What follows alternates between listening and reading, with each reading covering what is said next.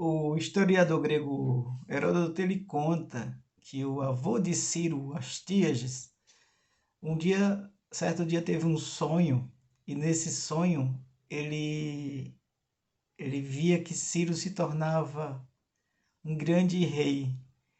E ele perturbado com esse sonho, olha só a influência do sonho, né? Eu talvez farei um vídeo sobre isso, como o sonho teve influência e tem influência nas religiões mundo afora. Pois bem, Astíages teve um sonho em que Ciro se tornava um grande rei. Até então Astíages estava governando ali a Pérsia, e ele ficou desesperado, pensando que o Ciro poderia depor ele, né? E ele tem a brilhante ideia de pedir para um empregado seu matar, levar Ciro para matá-lo, né? Distante do reino, o seu mordomo. E não sabe se por que o mordomo desistiu dessa ideia. A história não conta como foi isso. Ele desiste de matar o Ciro, aquela criança. Isso é muito parecido com outras histórias que a gente tem por aí. Não estou dizendo que a gente está copiando e colando, né? Mas aí o mordomo evita de matar o Ciro e o Astyages descobre e mata o filho do mordomo. Diz que o Ciro vai ser criado, então vai para um canto e é criado por, segundo a história conta, criado por pastores de ovelhas e cresce e volta e reivindica o trono do seu avô. Mas a história fala que ele não mata o seu avô, não. Ele toma o controle, reivindica o trono e se torna agora o rei. Então, a gente precisa entender que aí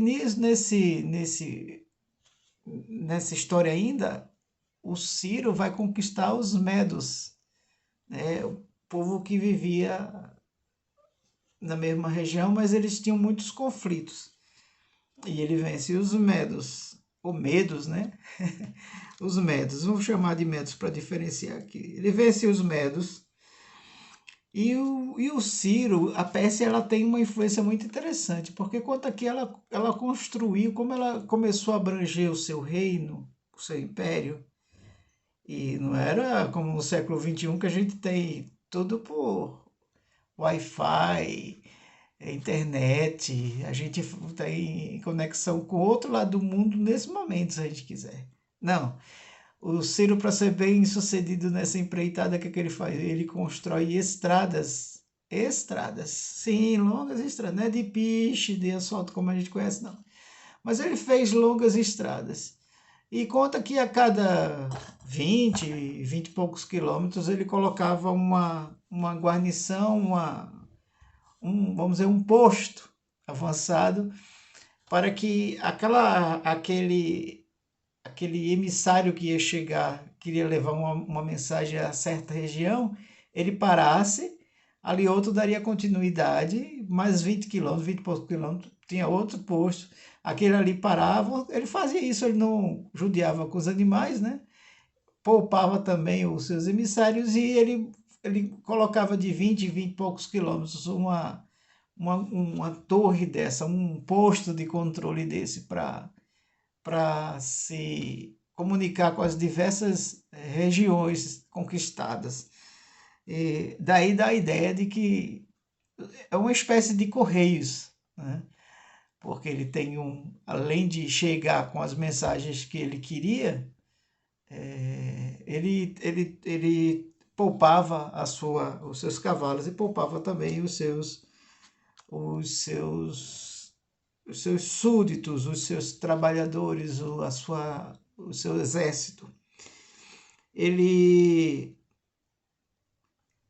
ele encontra uma certa resistência sempre dos lídios, que está ali também próximo, né? Mas ele vai incorporar tudo isso, que em algum momento esse é o que vai formar a Grécia depois, como nós conhecemos, né? Então já tem uma certa resistência ali. Vence a Babilônia, né? Destrona o rei Nabonido, liberta os povos que estavam na Babilônia, liberta os judeus que tinham sido levados para o cativeiro Babilônia. Tem um registro, um decreto de Ciro dizendo que o povo poderia voltar, o que está escrito lá em Esdras e Neemias, e que eles reconstruíram Jerusalém. Jerusalém tinha sido destruída pelo rei Nabucodonosor, e agora Ciro, ao conquistar a Babilônia, solta os cativos judeus e além de fazê-los voltar à sua terra, não é todo o povo, entenda aqui que foi um grupo, só elite. Quem foi? O rei de Judá, de Jerusalém, os sacerdotes, a aristocracia da época que foi levado para a Babilônia. Parte dessa turma volta, não volta todo mundo, parte dessa turma volta. Ciro faz um decreto e manda que se reconstrua o templo, né? Que se recolha as ofertas dos nativos, investe com o pessoal que vai trabalhar lá. Então, assim, você imagina isso. Você tem um povo que ora estava sendo conquistado e agora esse povo vem um outro conquistador que liberta o povo. É um negócio fantástico, né? Já ouviu falar da síndrome de Estocolmo, quando a pessoa começa a se apaixonar pelo seu próprio sequestrador? Então, um pouco disso aí, né? Então, o Ciro conquista Babilônia e liberta os judeus. Os judeus já começam a tratar Ciro como nossa. E a própria Bíblia fala que chama Ciro de meu servo Ciro. É porque ele dá ordem, tem isso, tem no registro do rolo do Ciro, conta parte dessa história. Então ele volta, né? Liberta todos os cativos que estavam ali. Os persas também têm uma história deles terem inventado uma moeda única até então para toda a região que não tinha. Ele padroniza uma espécie de moeda única. Né? Isso é uma conquista dos persas. Como eu já falei no outro vídeo, ele tinha excelentes arqueiros. O seu exército era chamado de os imortais, né? Por conta da destreza que eles tinham com as armas, e isso que foi fazendo eles conquistando. Tinham excelentes animais, os animais acostumados com aquela região.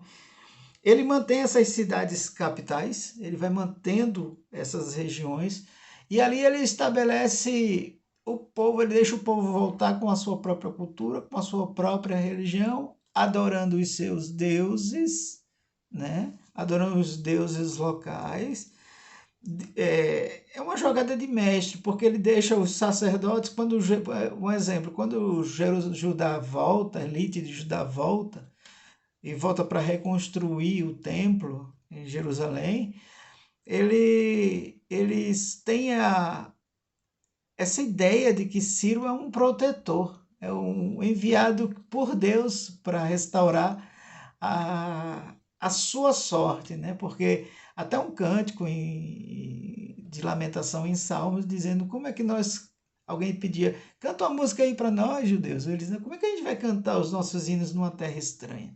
Então vocês imaginam o que acontece na mente desse povo. Eles têm agora a ordem, o decreto de Ciro para voltar, para restabelecer Jerusalém.